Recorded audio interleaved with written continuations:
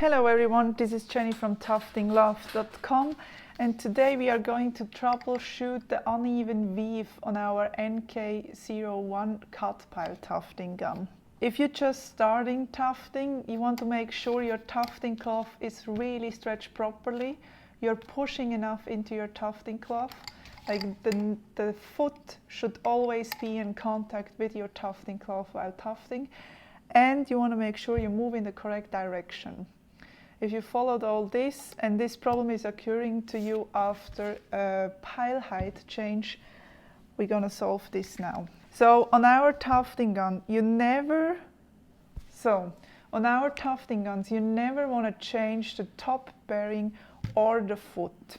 We know there are other tufting guns where you do it like this. It doesn't work with ours. So you want to make sure the distance of your top bearing is 60 millimeters. Then also you have to make sure the hole is aligned in front of the foot.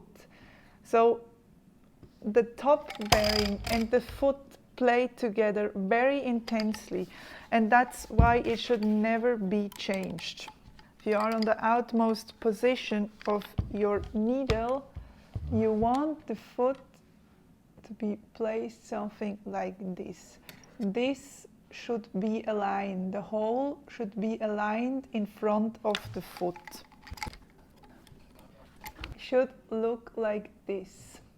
It's aligned in front of the foot, and this will give you a nice and even weave. 60 millimeter distance between the two nuts on the top bearing and a nicely aligned hole of the needle with your foot. To adjust the pile height, we are working on the lower bearing and on this screw. You find a tutorial below on how to set the pile height on our cut pile tufting gun. This is how it's done on our NK01 cut pile tufting gun. We hope this helped you. Leave a comment if you're still having trouble and we'll figure it out together.